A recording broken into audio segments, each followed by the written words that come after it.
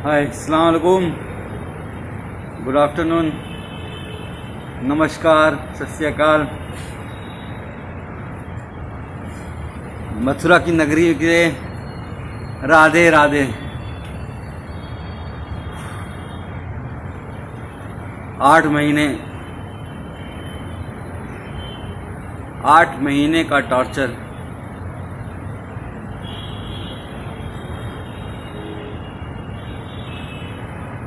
तो सबसे पहले आप सब लोगों का 138 करोड़ भारतीयों का, अपने देशवासियों का मैं शुक्रिया अदा करना चाहूँगा, धन्यवाद अदा करना चाहूँगा, जिन्होंने मेरे लिए सोशल मीडिया पे हो, चाहे दुआएं मांगी हों, चाहे प्रार्थना की हो, चाहे मंदिर गए हों, गुरुद्वारा गए हों, मस्जिदों में, चर्च में, हर जगह जहाँ से इतनी दुआएं मेरे लिए हुई हैं, मैं सोच भी नहीं सकता था कि लोग मुझे इतना चाहते हैं। आप सबका बहुत बहुत शुक्रिया। वरना तो इस बार जेल में इतनी, मतलब 5 दिन तक मुझे खाना तक नहीं दिया गया। इतना टॉर्चर किया गया, मेंटली भी और फिजिकली भी, कि क्या बताऊं आपको। अगर कहा जाए, खुद को पोषण का शिकार हो गया हूं। पैर दिखोगे कभी, अभी दिखाता हूं तो ऐसा लगेगा कि मतलब लकड़ी हो गया है, पर निकल आया बाहर। और जुडिशरी का बहुत शुक्रगुजार हूँ। जुडिशरी ने एक बहुत अच्छा डिसीजन दिया है। वो मेरा ऑर्डर ले आना। जुडिशरी ने बहुत अच्छा ऑर्डर दिया है और उन्होंने साफ साफ कहा है कि डॉक्टर कफील ने जो अलीगढ़ में भाषण दिया था, वो कोई भड़काऊ भाषण नहीं था। वो देश की यूनिटी के लिए, अखंडता के लिए, एकजुटता के लिए था। और उन्होंने साफ साफ कहा है, डॉक्टर कफील ने,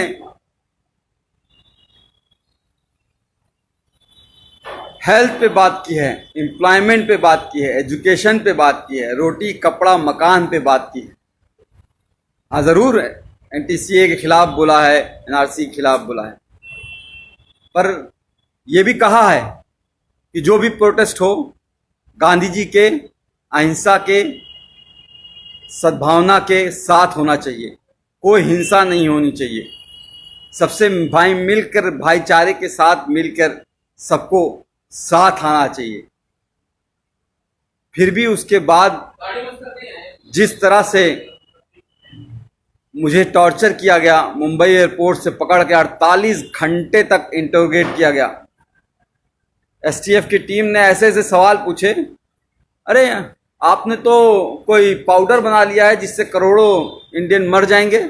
मैंने कहा, भैया मैं डॉक्टर हूँ बच्चों का, मैं कहाँ से पाउडर बना लूँगा? कोरोना की बात कर रहे हैं क्या? तो आप चाइना से पूछिए। आप सरकार गिरा रहना चाहते हैं, हमारे पास फ़ोन रिकॉर्डिंग, हमने कहा लाइए सुना दीजिए, एक भी सबूत आपके पास हो तो। मैं कोई पॉलिटिशियन तो हूँ नहीं। आप जापान गए थे, मैंने कहा हाँ, पाकिस्तान क्यों नहीं बोल दिया? अरे जापान कैसे, इंडिया से बाहर कैसे जा सकता हूं जब पासपोर्ट मेरा जुडिशरी के पास जमा है? तो एक तरह से बहुत टॉर्चर किया। फिर जेल में रह के, जेल में ऐसी जहां रखा जहां पे 150 कैदी थे।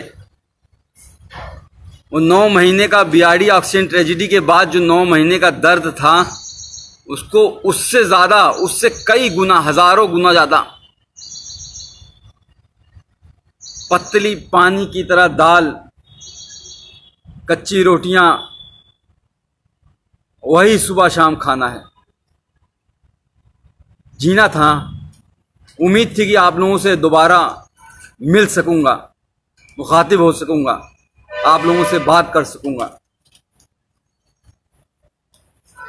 और आप सबकी दुआएं काम आई। आज आपके साथ हूं फिर से दोबारा।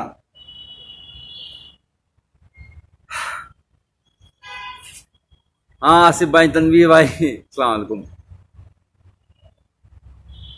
मथुरा की नगरी, कृष्ण जी की पवित्र नगरी में रह के बहुत कुछ सीखा कि किस तरह से भगवान कृष्ण ने कहा है कि कभी भी किसी को धोखा नहीं देना, अपना दिल साफ रखना, यही धर्म होता है। और हम लोग रामायण देखते थे 9 बजे से 10 बजे तक, हर रोज आता था, लॉकडाउन के टाइम भी। तो उसमें भी जो उत्तर रामायण में महर्षि वाल्मीकि जी ने श्री रामचंद्र जी को जब एक बात कही थी, जब उन्होंने धनुष उठा लिया श्री लव कुश के खिलाफ ही, तो उन्होंने कहा था कि राजा का धर्म राजधर्म होता है, राजहट नहीं। पर यहां तो राजा मेरा बाल हट पे आ गया। बच्चों की जान बचाने की कितनी बड़ी सजा दोगे भाई? क्या बच्चों को जान बचाना इतना बड़ा गुनाह हो गया था? सारी लोग फोन कर रहे हैं, फोन नहीं कीजिए कोई भाई, मैं कुछ देर बात कर लूं, बहुत दिनों बाद, 8 महीने बाद आपसे। राकेश चौधरी साहब शुक्रिया, वैभव पाठक थैंक यू यार, थैंक यू। इरफान खान साहब सलाम, आई लव यू टू। तो मैं ये कह रहा था कि महर्षि वाल्मीकि जी ने श्री रामचंद्र जी से कहा कि बाल हट मत करो।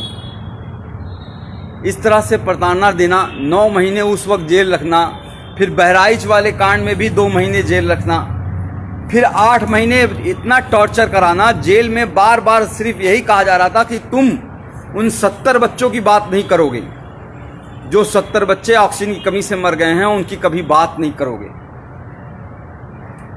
उनको भूल जाओ। कैसे भूल जाऊं? अपने सामने मरते हुए उनको देखा है।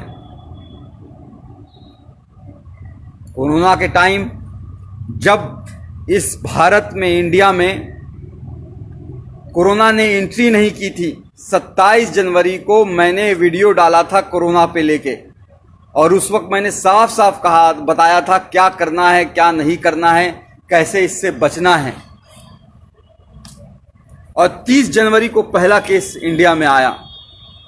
मैंने माननीय प्रधानमंत्री नरेंद्र मोदी जी को 19 मार्च को ही एक लेटर जेल से सुप्रिंटेंडेंट जी के द्वारा भिजवाया, और उसमें साफ कहा कि हम कम्युनिटी ट्रांसमिशन से बच नहीं सकते, हमारा भारत देश ऐसा है। क्योंकि मैंने पूरा भारत घूमा है, कितनी गरीबी है, एक घर में 4-4 लोग कैसे रहते हैं, एक पूरी झुग्गी झोपड़ी बस्ती होती है, हजारों लोग उसी में रहते हैं।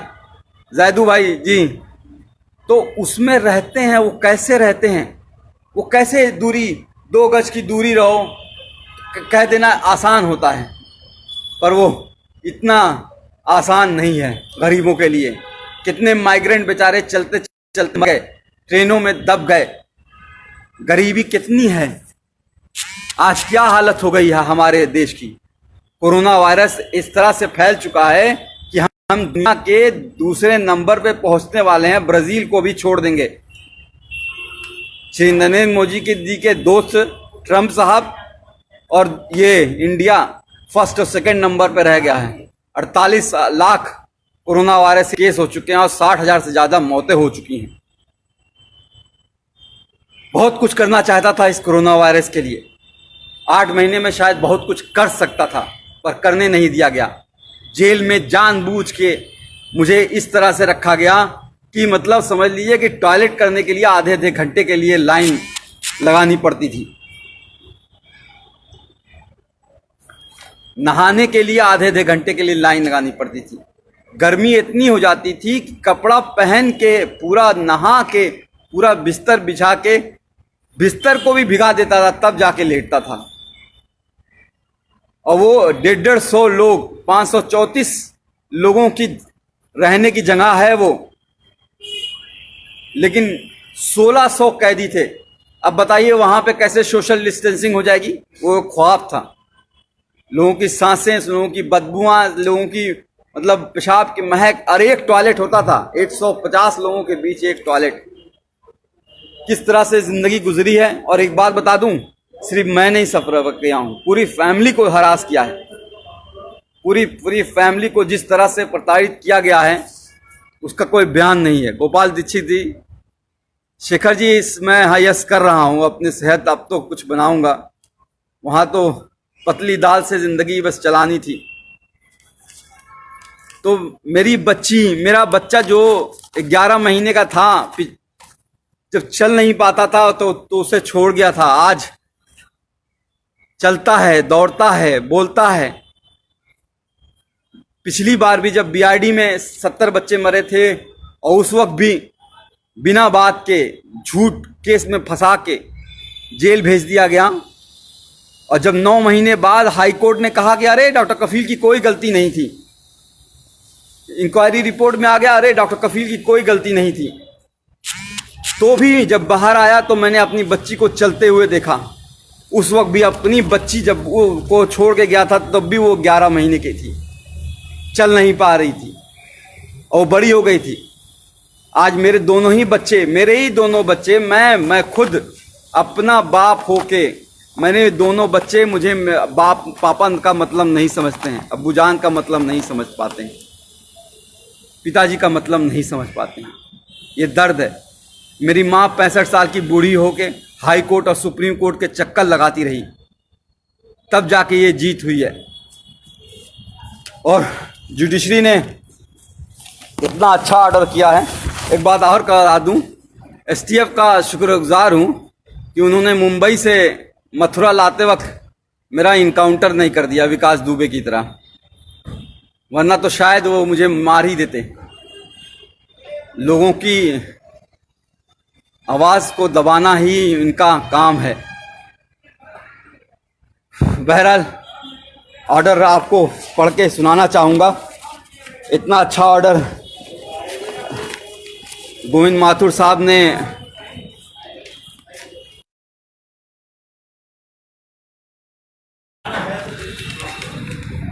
किया है।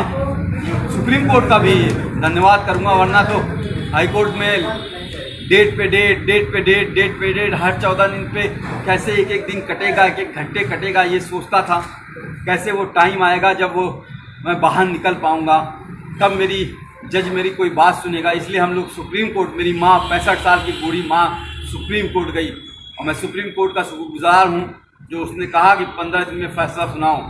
और मैं चीफ जस्टिस गोविंद माथुर जी का हाथ जोड़ के शुक्रगुजार हूँ जो इन्होंने इतना अच्छा ऑर्डर दिया 15 दिन के अंदर ही, जिसमें साफ साफ लिखा है कि एमबीबीएस करने के बाद 2016 में मैंने ज्वाइन किया था, 2017 में घटना हुई थी। 1 साल का जूनियर था मैं, जूनियर मोस्ट डॉक्टर, और फिर भी उन बच्चों को बचाने के लिए जी जान लगा दी और उसके बावजूद उनको जेल भेज दिया गया। और ये नहीं, इसके अलावा नहीं, The petitioner and his other family member, including the detainee, were continuously harassed and victimized by the state authorities, including the district administration Gorakhpur, by several means. मेरे यानी कि मुझे ही नहीं, पूरी फैमिली को सरकार ने बुरी तरह से तोड़ना चाहा। मेरे भाई पे गोली मारी गई थी, आपको याद होगा शायद, वहाँ पे जहाँ पे चीफ मिनिस्टर खुद मौजूद रहते हैं 500 मीटर दूरी पर। आज 3 साल होने जा रहे हैं उस बात को, एक भी कोई गिरफ्तारी नहीं हुई, कोई चार्ज नहीं हुआ है। बहरहाल आते हैं हम एएमयू के जो लोग कहते हैं कि भाषण मैंने गलत दिया था उसके बारे में। कहते हैं कि मैंने भड़काऊ भाषण दिया था, कहते हैं कि मैंने 2 धर्मों के बीच, 2 रिलीजन के बीच एनमिटी, हेट्रेड, वायलेंस फैलाने की कोशिश की। पूरी स्पीच लिखी है उन्होंने, पूरी speech, the version of the speech, पूरी स्पीच लिखी है, एक एक लाइन लिखी है कि जो मैंने बोला है। और उसमें उन्होंने कहा है कि मैंने ऐसा कोई बात नहीं की थी जो कि किसी भी धर्म के बीच में नफरत फैलाए। मैंने बात की थी देश की अखंडता की, यूनिटी की, सद्भावना की। मैंने बात की थी एजुकेशन की, हेल्थ की, एम्प्लॉयमेंट की, इकोनॉमी की, रोड की, हाउसिंग की। मैंने बात की थी उन 70 बच्चों की जो बीआरडी में मर गए हैं। मैंने बात की नहीं उन 8 लाख बच्चों की जो इंडिया में मर गए थे उस साल। मैंने बात की थी कि हमारे 50% बच्चे कैसे कुपोषण का शिकार हैं। मैंने बात की थी कि इंडिया कैसे एड्स और HIV का हब बनता जा रहा है। मैंने बात की थी कि 72% ऑफ पॉपुलेशन हमारी अभी भी हेल्थ स्ट्रक्चर वहाँ पे है ही नहीं। आज हालत दिखाई दे रही है ना। आज कह रहे हैं हम इतना जीडीपी खर्चा करेंगे, 1% जीडीपी खर्चा होता था। एक गरीब को इलाज नहीं मिलता है और मर जाता है तो बेचारे कंधे पे लाद के लेके चले जाते हैं। उसके लिए लड़ रहा था, कैंप किया, पूरा इंडिया घूमा, 103 कैंप किए, 50,000 बच्चों को देखे, मुफ्त में दवाइयाँ दी। अकेले नहीं किया, बहुत से डॉक्टर्स, बहुत से लोग मेरे साथ शामिल थे, बहुत लोगों ने साथ दिया। पर हुआ क्या, उसको भी दबा दिया गया। इस कोरोना टाइम के मैं जब रियली काम कर सकता था, शायद कोई नई दवा खोज सकता था कोरोना के खिलाफ, शायद कोई नई वैक्सीन खोज सकता था, टीका खोज सकता था, उस वक्त जेल में डाला। बहरहाल बाहर आ गया हूँ, कोशिश करूँगा और फिर से मुख्यमंत्री योगी आदित्यनाथ जी से निवेदन करूँगा कि मुझे नौकरी पे वापस ले लें। 3 साल से सस्पेंड किए हुए हैं। कैसे ज़िंदगी चल रही है, कैसे फाइनेंशियल कंडीशन है, आपको बता नहीं सकता। सुप्रीम कोर्ट और हाई कोर्ट की फीस कैसे भरी गई है, बता नहीं सकता।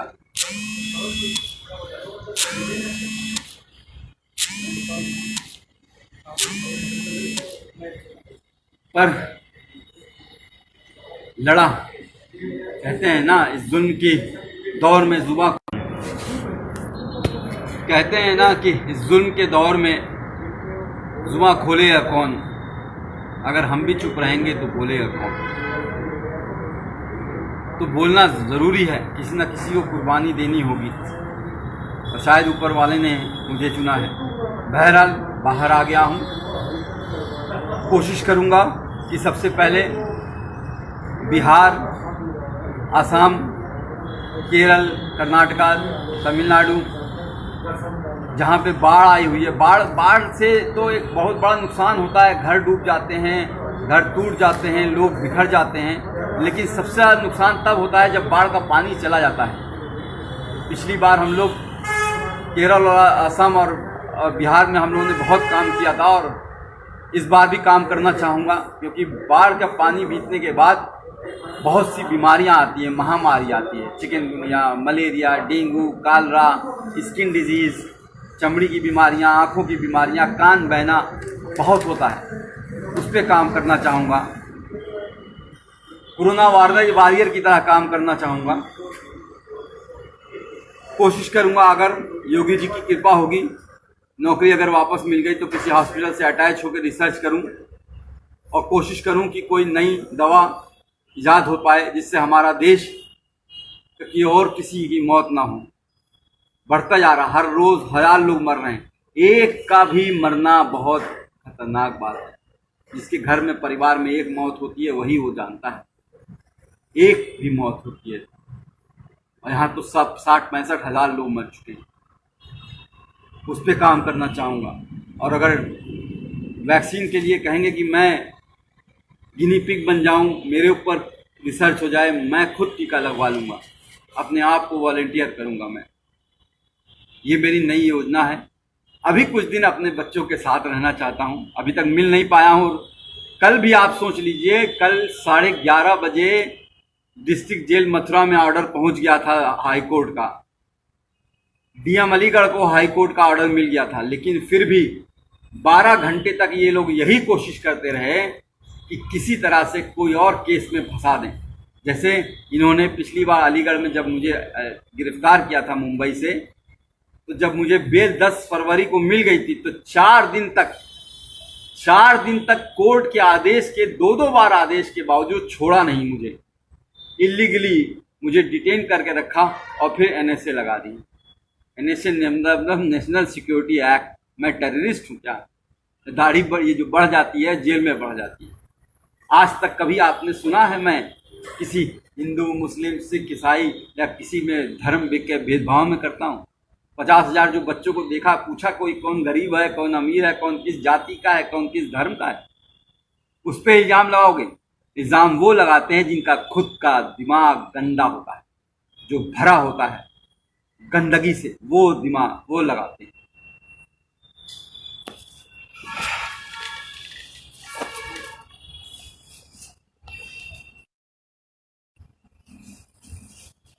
अभी यूपी से घर नहीं गया हूँ, गोरखपुर नहीं गया हूँ, क्योंकि लोग कह रहे हैं कि सरकार अभी किसी न किसी केस में फंसाने की कोशिश कर रही है, फिर से कुछ कर दें या इनकाउंटर कर दें, मरवा दें। हो सकता हो आपके बीच में ना रह पाऊँ, हो सकता हो ये हमारी और आपकी आखिरी मुलाकात हो। यादव जी सही कह रहे हैं, मिनास गलियार आप, थैंक यू, शुक्रिया। मोहन चंद सिंह चौधरी समर साहब, थैंक यू। तो मैं कह रहा था कि कोरोना वायरस एक ऐसी डिजीज़ है जो फैलती ही रहेगी। मैंने उस वक्त 19 मार्च को ही लिख दिया था कि 30 से 40 लाख लोग उस वक्त मैंने एस्टिमेट किया था कि अफेक्टेड होंगे, और ऑलरेडी 30 से 40 लाख लोग अफेक्टेड हो चुके हैं। और अभी ये रुकेगा नहीं, अभी ये 1 साल चलेगा जब तक वैक्सीन नहीं आएगी। अभी यूपी, बिहार और मध्य प्रदेश जैसे इलाकों में जहाँ बहुत पॉपुलेशन है वहाँ ये फैलने वाला है, और बुरी तरीके से। हमें बहुत काम करना पड़ेगा, हमें मिल के काम करना पड़ेगा। मुझे आप सबकी बहुत ज़रूरत है, आप सबका बहुत सहयोग की ज़रूरत पड़ेगी। जी शहजाद साहब, जी पांडे साहब, नमस्कार। राधे राधे। कृष्णा की नगरी में हूँ, वृंदावन जरूर जाना चाहूँगा एक बार ठाकुर जी के दर्शन करने के लिए। बात यहाँ पे लोग मन की बात करते हैं लेकिन ये नहीं बताते हैं। अब आप देख लीजिए, हम लोग तो टीवी पे देख रहे हैं, पिछले 3 महीने से सुशांत सिंह राजपूत को ही सुने जा रहे हैं। भाई फोन नहीं करो, फोन करने के बाद वजह से बार बार पॉज हो जा रहा है। सुशांत सिंह राजपूत की 3 महीने से लगातार टीवी पे बात किए जा रहे हैं,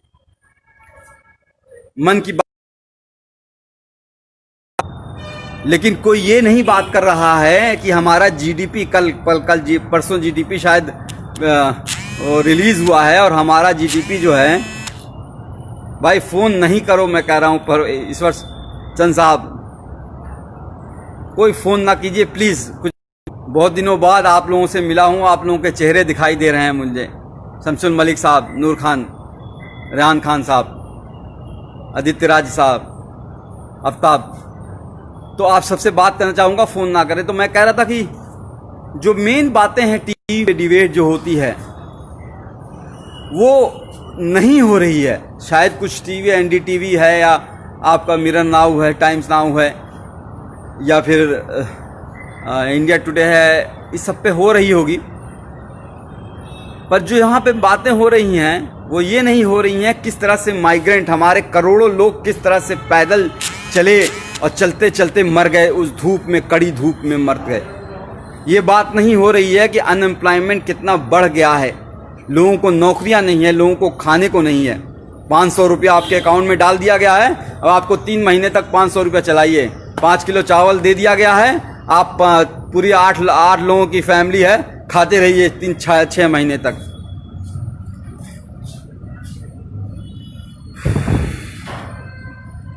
बात जो है रियल इशू पे होगी ही नहीं, एजुकेशन पे होगी ही नहीं, एम्प्लॉयमेंट पे होगी ही नहीं, हेल्थ पे होगी ही नहीं। हमारा जो कोई भी आप हॉस्पिटल देख लीजिए क्या हालत हो गई है। कोई भी सरकारी हॉस्पिटल में जाना नहीं चाहता है। आपने ध्यान दिया है, कोई भी बड़ा मंत्री, कोई भी बड़ा अधिकारी, कोई भी बड़ा जो है चीफ मिनिस्टर हो या कोई भी हेल्थ, मतलब मैं नाम नहीं लूंगा, सब लोग वेदांता में जाके इलाज करा रहे हैं। वेदांता यानी कि नोएडा में करोड़ों रुपए का इलाज करा रहे हैं, लेकिन कोई भी सरकारी हॉस्पिटल में नहीं जाना चाहता है। क्यों? क्योंकि सरकारी हॉस्पिटल की हालत खराब है। वहाँ गरीब जाएगा, गरीब मरेगा, और गरीब मरता है तो मर जाने दो, क्या फर्क पड़ता है। तो जो लोग ये सोचते हैं कि बार बार जेल में डाल के, मार के, पीट के, तोड़ के, यहाँ मारो, यहाँ मारो, यहाँ मारो, उल्टा पलटा रात को डंडे से मारो, गान लाल कर दो एकदम पूरी तरह से, पैर पे मारो, करते रहो, ये एकदम तोड़ दो इसको, तो वो शायद नहीं जानते हैं कि एक बात सिखाई गई थी कि डरना नहीं है। I won't bend, I won't bend. मैं झुकूंगा नहीं। डरना आता नहीं हमें, चाहे जितना भी डरा लो। हर बार एक नई ताकत से उठेंगे, चाहे जितना भी झुका लो।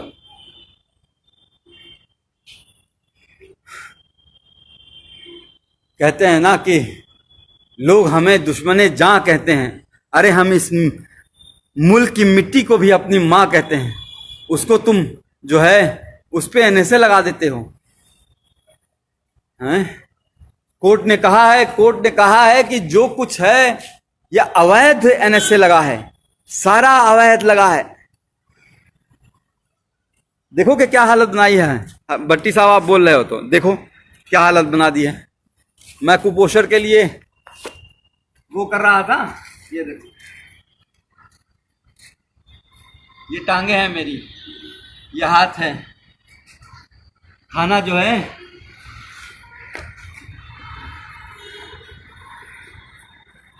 जिंदगी का, जो मैं खुद कुपोषण का बच्चों का इलाज किया करता था, आज खुद कुपोषित हो गया। घर वालों को किस तरह से परेशान किया गया है वो बता नहीं सकता।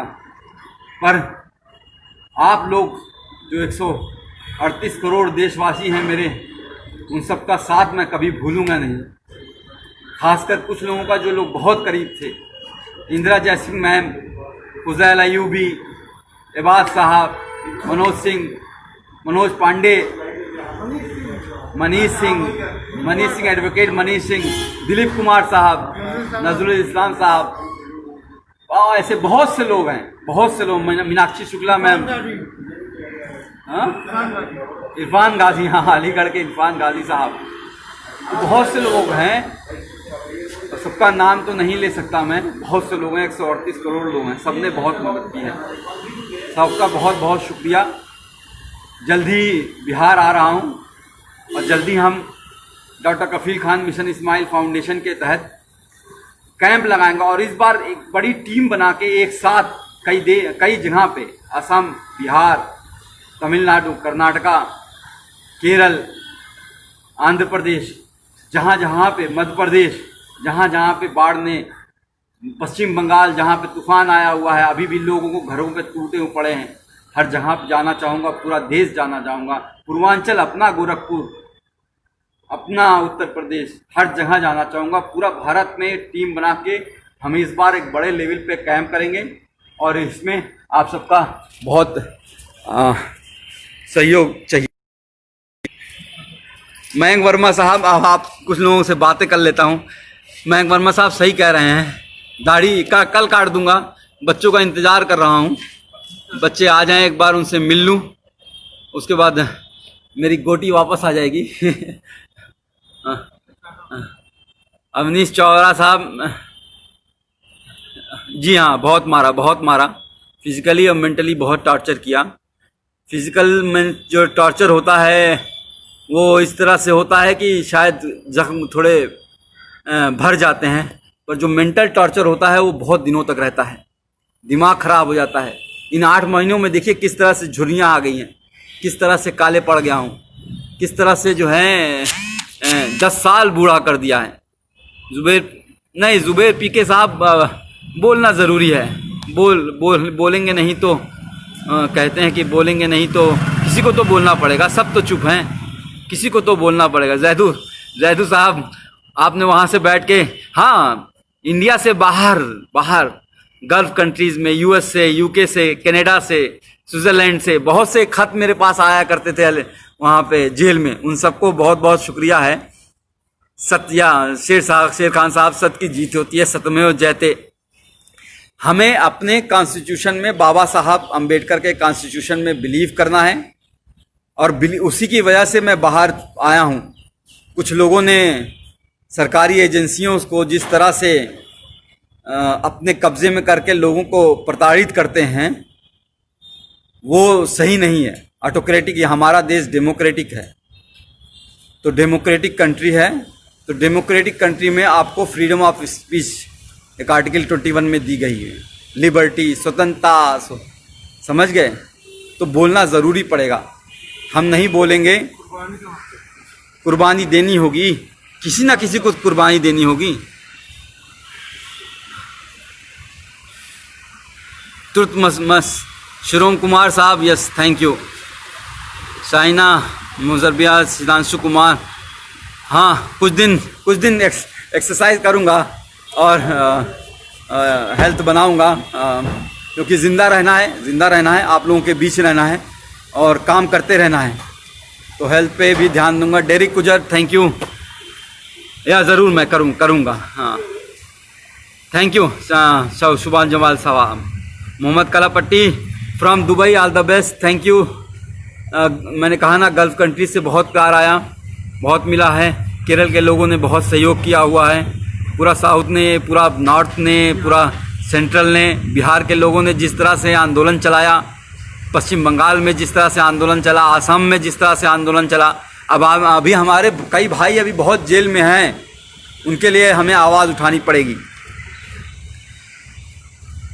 मैं बच्चों के साथ नहीं हूँ, चूँकि कल रात में पुलिस की घेराबंदी हो रही थी और कुछ और बातें हो रही थी जिसको हम डिस्कस नहीं कर सकते हैं, तो इस वजह से अभी बच्चे मेरे पास पहुँचे नहीं हैं।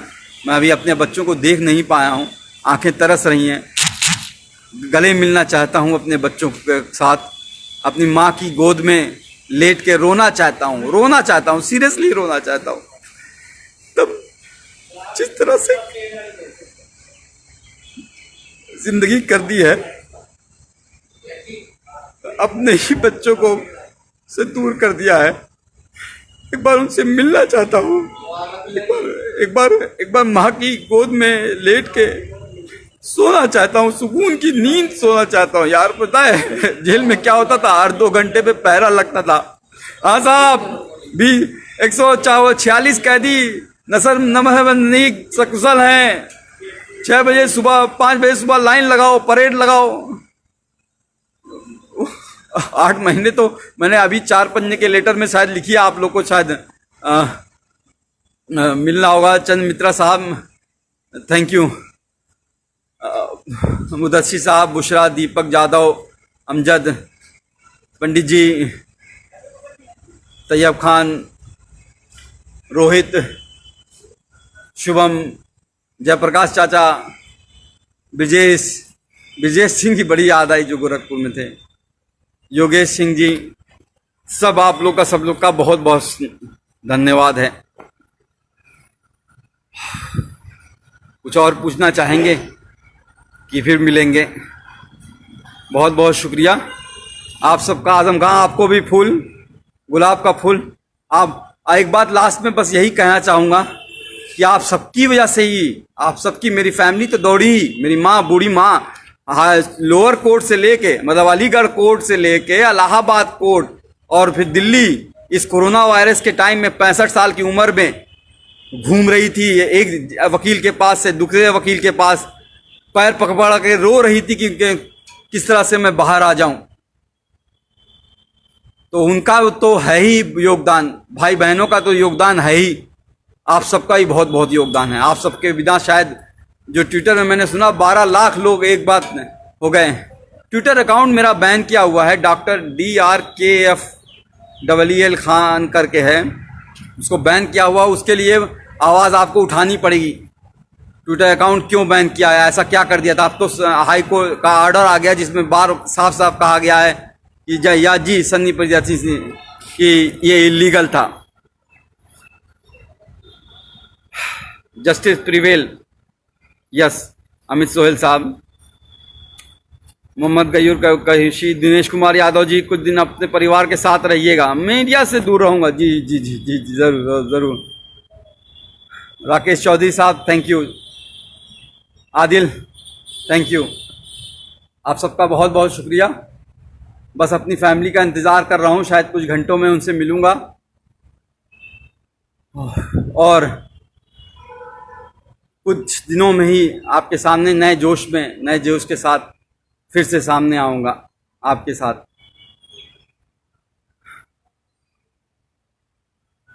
जी Matthew sahab. Mridula how are you? Ubaid, Sanoj Kumar ji, thank you. Doctor Kirti Sinha, Mudassir Khan Ahmed sahab ji, जासिब, इतने सारे गुलाब मत भेजिए भाई। बस नईमुद्दीन साहब, जैसे आप कह रहे हैं कि वैसे ही आप लोगों का साथ चाहिए होगा। हम लोगों को जो मेन बेसिक इशू है, रोटी कपड़ा मकान और स्वास्थ्य और नौकरी और शिक्षा की बात करनी है, उस पर ही हम लोगों को काम करना है कि हर गरीब को, 138 करोड़ भारतीयों को, देशवासियों को उनका अधिकार मिले। चाइना जो है घुसा जा रहा है देश के अंदर, इस तरह से नहीं। हमारे सैनिक पाकिस्तान की सरहदों पे मारे जा रहे हैं रोज, उस तरह से नहीं। सबको मुंह तोड़ जवाब देना है।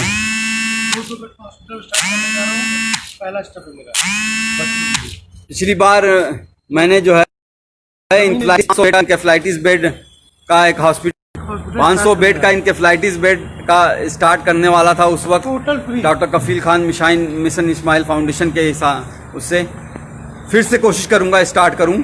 और जहां पे हीरू यादव लश्कर साहब, फिर से स्टार्ट करूंगा और कोशिश करूंगा कि ज़मीन जल्द से जल्द ले लूं और हर गरीब का वहां पे फ्री इलाज हो, वैसे ही जैसे बड़े बड़े हॉस्पिटल में नोएडा में और गुड़गांव में और दिल्ली में और अहमदाबाद और कोलकाता और में होता है, फ्री में। मतलब कंसल्टेशन से लेके हर चीज, दवाई और खाना और रहना सब कुछ फ्री होगा, आना जाना तक फ्री करेंगे इंशाल्लाह।